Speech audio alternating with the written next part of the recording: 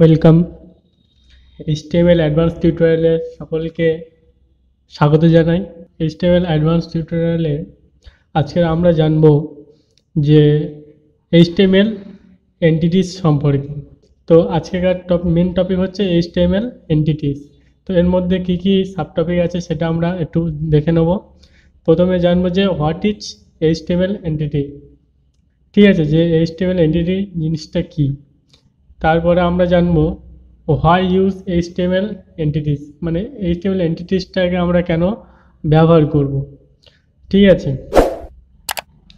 তো তারপরে আসছে যে হাউ টু রাইট দিম, মানে এইচটিএমএল এন্টিটিস লিখতে গেলে কীরকমভাবে আমরা এটাকে রিপ্রেজেন্ট করব, লিখব, সেটা আমরা দুটো প্রকার ওয়েতে লিখতে পারি, সেটা আমরা জানবো।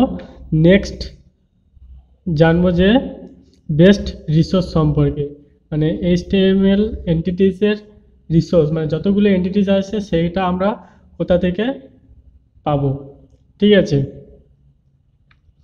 তো চলো, হোয়াট ইজ এইচটিএমএল এন্টিটিস, যে এইচটিএমএল এন্টিটিসটা কী না, এইচটিএমএল এন্টিটিস হচ্ছে একটা রিজার্ভ ক্যারেক্টার, মানে যেটা একটা সংরক্ষিত করা আছে, সেটা আমরা চাইলে ডাইরেক্ট ইউজ করতে পারবো না, ঠিক আছে। সেটা একটা মিনিংফুল ক্যারেক্টার, যেটা এইচটিএমএল এর মধ্যে, সেটা এইচটিএমএল এর মধ্যে রিজার্ভ করা আছে, সেই ক্যারেক্টারগুলোকে আমরা এন্টিটিস বলবো, ঠিক আছে। তো ক্যারেক্টারগুলো কি, ক্যারেক্টারগুলো কি যদি আমরা একটা এক্সাম্পল দেখি না, ক্যারেক্টারগুলো হচ্ছে greater than, less than, exclamation চিহ্ন, @, ঠিক আছে, এগুলো ডাবল ইনভার্টেড কমা, ঠিক আছে। এইগুলো হচ্ছে আমাদের এইচটিএমএল এন্টিটিস। আরও অনেক এইচটিএমএল এন্টিটিস রয়েছে, সেগুলো আমরা যখন বেস্ট রিসোর্স সেকশানে যাব সেখানে আমরা দেখতে পাবো যে কত রকমের এন্টিটিস আমাদের রয়েছে।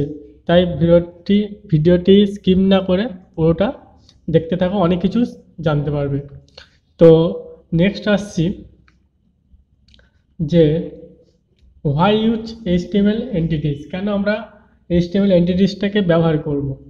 তো ফার্স্ট এটা জানার আগে আমরা দেখে নেব যে এটা কোথায় ইউজ করা হয়, এইচটিএমএল এন্টিটিসটা কোথায় ইউজ করা হয়।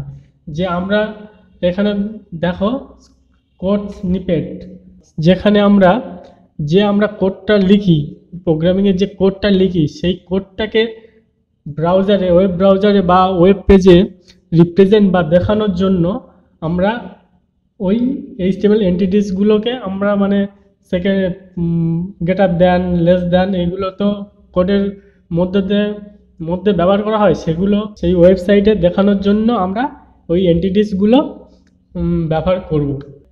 এখানে তোমরা এক্সাম্পল দেখতে পাচ্ছ যে কোথায় কোথায় আমরা ব্যবহার করি। তো নেক্সট আসছি যে হোয়াই আর দিস কল্ড এন্টিটিস, কেন এটা এন্টিটিস বলবো, কেন আমরা এটাকে এন্টিটিস বলবো। তো এর জন্য আমরা একটা উদাহরণ নিয়ে নিই। তো ভিজুয়াল স্টুডিও কোড ওপেন করব। তো আমি এখানে ভিজুয়াল স্টুডিও কোড ওপেন করলাম।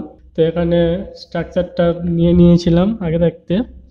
তো এখানে বডিতে আমরা একটা পি ট্যাগের মধ্যে রাখলাম, এবং এখানে আমরা, তো পি ট্যাগের মধ্যে আমরা কি লিখব, less than and greater than.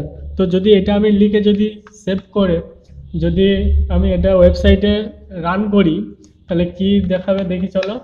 তো এখানে দেখা যাচ্ছে রিপ্রেজেন্ট হচ্ছে কি দেন লেস দেন, এখানে শো হচ্ছে। একটু আমি যদি জুম করে দেখাই তাহলে তোমরা বুঝতে পারবে যে গ্রেটার দেন আর less than and greater than দুটোই শো হচ্ছে। কিন্তু যখন আমি এখানে H1 দিয়ে যদি কোডটাকে লেখার চেষ্টা করি, যে হাই বলে লিখলাম, দিয়ে আবার H1 ক্লোজ করে দিলাম, তখন কি হবে, তো তখন দেখো এখানে ওই লেস দেন এবং গ্রেটার দেন সেটা আর শো হচ্ছে না, ঠিক আছে। তো সেই কারণে এইখানে HTML এন্টিটিসটাকে আমরা এই যে ক্যারেক্টারটা এটাকে ব্যবহার করতে গেলে আমরা HTML এন্টিটিসটাকে আমাদের জানতে হবে। ঠিক আছে, তো আশা করি এটুকুই তোমরা বুঝতে পেরেছো। এবারে দেখি তো নেক্সট পেজে কি হচ্ছে না, এখানে একটা দেখো ইনপুট নিয়েছে, কি ইনপুট নিয়েছে না h1 hello slash h1 closing tag দিয়ে শেষ হয়েছে। তাহলে এখানে কি ইনপুট হচ্ছে, এখানে ইনপুট হচ্ছে h1 ওপেনিং ট্যাগ হচ্ছে হেডিং 1, তার মাঝখানে আছে হ্যালো, তারপরে আছে h1 ক্লোজিং ট্যাগ। তো এখানে h1টা রিপ্রেজেন্ট করছে হেডিং 1, যেটা আমরা আগের টিউটোরিয়ালগুলোতে জেনেছিলাম। ঠিক আছে, মানে এখানে হেডিং 1 মানে সবচেয়ে বড় হেডিং যেটা হয় সেটাকে রিপ্রেজেন্ট করবে। তারপরে কি হচ্ছে না, এটা আউটপুট হিসাবে কি আসছে না, আউটপুট হিসাবে হ্যালোটা আসছে। ঠিক আছে, তো যখন এইখানে আউটপুট হিসাবে হ্যালো আসছে তখন কি হচ্ছে না, ব্রাউজারের কাছে যখন এই যে h1 হ্যালো তারপরে h1 ক্লোজিং ট্যাগ যখন যাচ্ছে, ব্রাউজার এই h1 এটাকে দেখার সঙ্গে সঙ্গে অপটিমাইজ মানে কোডগুলো ওখানে অপটিমাইজেশান হয়ে ওখানে শুধু h1গুলো চলে গিয়ে শুধু হ্যালোটাকে আমাদের আউটপুট হিসাবে রিপ্রেজেন্ট করে। তো সেই কারণে শুধু হ্যালোটা পড়ে থাকে। আর যখন আমরা কোড লিখি, তোমরা দেখেছো যখন আমরা কোড যখন ওয়েবসাইটে রিপ্রেজেন্ট করব তখন আমাদের এই পুরো কোডটাকে আমাদের রিপ্রেজেন্ট করতে হবে। এই কারণে আমাদের এন্টিটিস জানাটা খুবই দরকার। আশা করি এইটুকু কেন জানা দরকার সেটুকু আশা করি বুঝতে পেরেছো। তো নেক্সট যাব যে how to write them to way, দু ধরনের আমরা এখানে দু রকমভাবে আমরা এন্টিটিসটাকে রিপ্রেজেন্ট করতে পারি, লিখতে পারি। সেটা কীভাবে না, ফার্স্টে আমরা এন্টিটিসের নাম দিয়ে আমরা এটাকে লিখতে পারি। ঠিক আছে, ফার্স্ট ওয়ে। আর সেকেন্ড ওয়ে কি হচ্ছে না, এন্টিটিস নাম্বার। ঠিক আছে, একটা হচ্ছে এন্টিটিস নাম দিয়ে আর একটা হচ্ছে এন্টিটিস নাম্বার হিসাবে আমরা এটাকে রিপ্রেজেন্ট বা রাইট করতে পারি। তো নেক্সট পেজে যাব, নেক্সট পেজে কি হচ্ছে না, ইনপুট নিয়েছে এখানে একটা ইনপুট কি নিচ্ছে না h1 হ্যালো। ঠিক আছে, তো এই সেম এক্সাম্পল হিসাবে আমি বোঝাচ্ছি এখানে। তো h1 হ্যালোটা নিয়েছেন, নিয়ে কি হচ্ছে যখন আমরা লিখব তখন এই যে লেস দ্যান যে সাইনটা আছে এটাকে আমরা অ্যান্ড এলটি মানে লেস দ্যান। ঠিক আছে, এটাকে এলটি হিসাবে লিখতে হবে। ঠিক আছে, আবার গ্রেটার দ্যান যখন লিখব অ্যান্ড জিটি।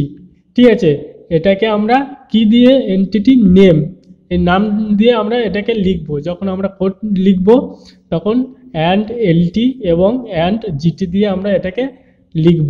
ঠিক আছে, আবার যখন ক্লোজিং করব, এটা আমি ডিফারেন্ট দিয়ে বুঝিয়েছি, দুটো কিন্তু একই নয়। আমরা চাইলে দুটো একই এন্টিটি নেম দিয়ে এটাকেও আমরা রিপ্রেজেন্ট করতে পারতাম, কিন্তু যেহেতু আমরা দুটো ওয়েতে দেখাবো বলেছি সেহেতু এখানে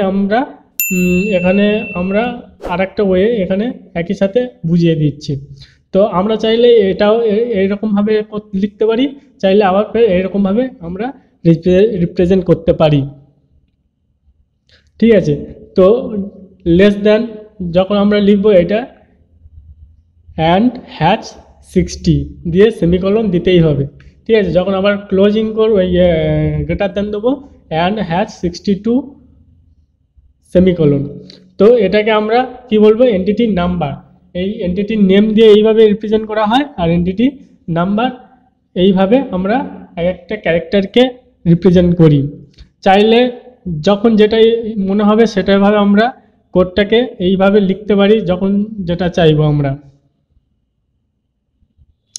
চাইলে শুধু আমরা এন্টিটির নেম দিয়ে সম্পূর্ণ কোডটাকে লিখতে পারি, চাইলে আমরা এন্টিটি নাম্বার দিয়ে সম্পূর্ণ কোডটাকে আমরা লিখতে পারি। তো এবারে অনেকের মনে প্রশ্ন হতে পারে যে আমরা এই যে গ্রেটার দ্যান, লেস দ্যান, ঠিক আছে, বা লেস দ্যান গ্রেটার দ্যান, বা এই যে নাম্বারগুলো লিখেছি এটা আমি জানবো কিভাবে। ঠিক আছে, এটা জানার জন্য আমাদের নেক্সট যে রিসোর্স স্লাইড আছে ওই স্লাইডে আমি বলবো, তো ভিডিওটি দেখতে থাকো। যখন এটা ইনপুট হিসাবে যখন এটা আউটপুট আসবে তখন কি আউটপুট আসবে দেখা যাক। যখন আউটপুট আসবে তো দেখো এটা আউটপুট হিসাবে আসলো কি, যখন এই এই যে কোডটা, এই যে লেস দ্যান গ্রেটার দ্যান কোডটা যখন আমরা এইভাবে লিখবো তখন এটার আউটপুট আসবে যেভাবে আমরা লিখেছিলাম ঠিক সেইভাবে এর আউটপুটটা আসবে। যার আগে বেস্ট রিসোর্সে যাওয়ার আগে আমরা ওটা এক্সাম্পলটা দেখে নিই। তো ভিজুয়াল স্টুডিও কোডে আসলাম, এসে তো এইখানে কি বলেছিলাম যে এখানে অ্যান্ড প্রথমে এটা কি লেস দ্যান এলটি দিয়ে ট্যাব। তো এইখানে যখন অ্যান্ড এলটি দিয়ে আমি ট্যাব দিলাম তখন দেখো এখানে উপরে নিয়ে গেলে দেখো এখানে যে character entity represent less than, যার ইউনিকোড ইকুইভ্যালেন্ট হচ্ছে U+0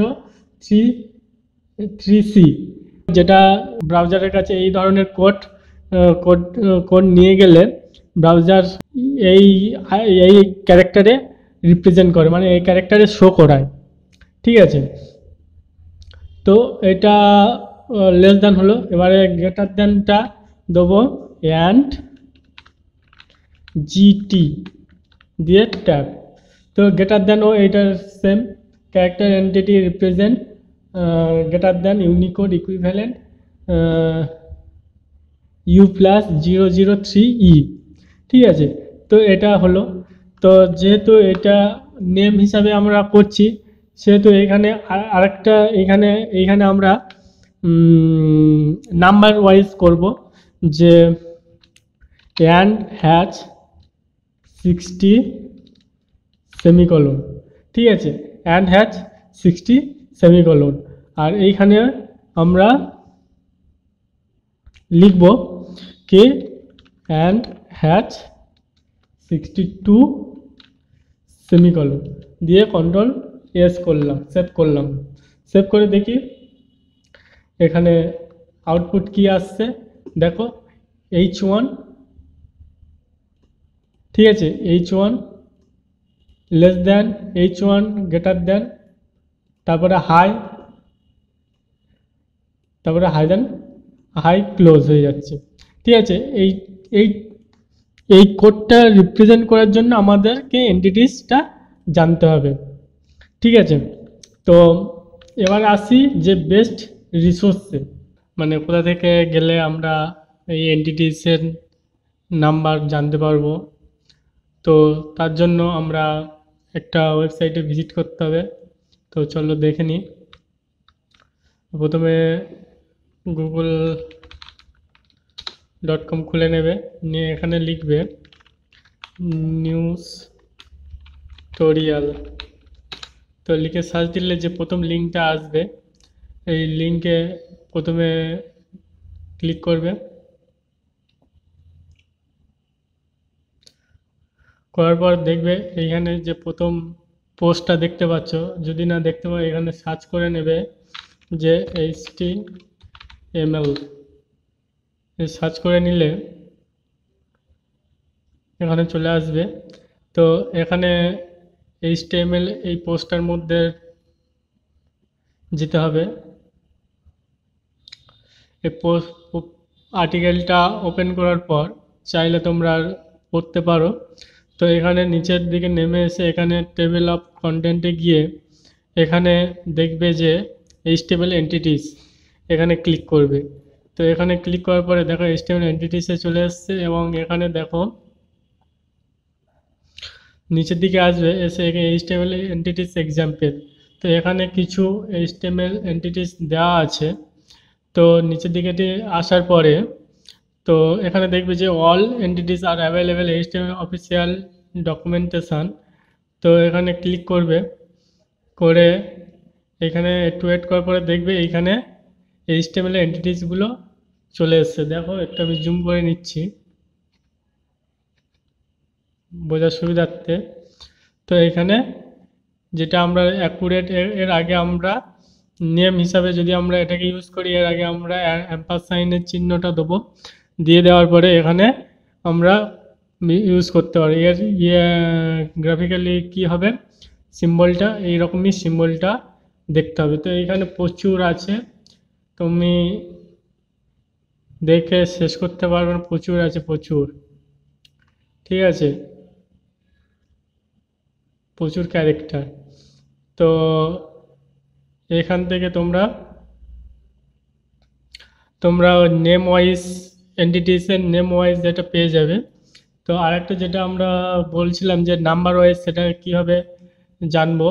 তো নাম্বার ওয়াইজ জানতে গেলে তোমাকে নিচের দিকে আসতে হবে, এসে যে see also data JSON file তো সম্পর্কে তোমরা জানো না, বা কেউ যদি জেনে থাকো, তো জেসন ফাইলে ক্লিক করলে সেখান থেকে আমরা নাম্বার পেয়ে যাব। তো জেসন ফাইলে যেই ক্লিক করলাম তখন এখানে একটা এন্টিটিসের নাম্বার পেয়ে যাব। ঠিক আছে, এই 198, তারপর 38 অ্যাম্পারসাইন, ঠিক আছে 38, ঠিক আছে। এইভাবে আমরা এখানে নেম ওয়াইজ পাবো প্লাস নাম্বার ওয়াইজ পাবো। আর এই যে ক্যারেক্টার আছে এটা হচ্ছে ইউনিকোড। এই ইউনিকোড দিয়ে ব্রাউজার এটাকে, যখন এই ইউনিকোডটা দেখতে পাবে, এটা ব্রাউজার প্রসেসিং করে যে ক্যারেক্টারটা আউটপুট সেটা আমাদের শো করবে। মানে এই যে ক্যারেক্টারটা আউটপুট শো হচ্ছে ওই ইউনিকোড দিয়েই শো হচ্ছে। ঠিক আছে, এই যে ইউনিকোড দেওয়া আছে পাশে, এই ইউনিকোড দিয়ে শো হতে পারে, বা এই যে নেম দেওয়া আছে এই নেমটাকেও দিয়ে শো করাতে পারো। ঠিক আছে, তো এই ইউনিকোড দিয়ে শো করানো যায়। ঠিক আছে, তো এই হলো বেস্ট রিসোর্স। তো চলো নেক্সট স্লাইডে কী আছে দেখে নিই। তো থ্যাংক ইউ, ভিডিওটি এতদূর পর্যন্ত দেখার জন্য সকলকে ধন্যবাদ। যদি চ্যানেল নতুন হয়ে থাকেন চ্যানেলটিকে সাবস্ক্রাইব করবেন এবং পাশে থাকা বেল আইকনটি প্রেস করে দেবেন। এবং যদি আমাদের টেলিগ্রামে ফলো করতে চান তো টেলিগ্রামের লিঙ্ক ডেসক্রিপশানে আছে, সেটাকে ফলো করতে পারেন। যদি কোনো প্রশ্ন থেকে থাকে বা বুঝতে যদি অসুবিধা হয়ে থাকে, কোনো সমস্যা থাকে, তাহলে টেলিগ্রামে এসে মেসেজ দিতে পারেন বা নিচে কমেন্ট সেকশানে কমেন্ট করতে পারেন। Thank you, thanks for watching.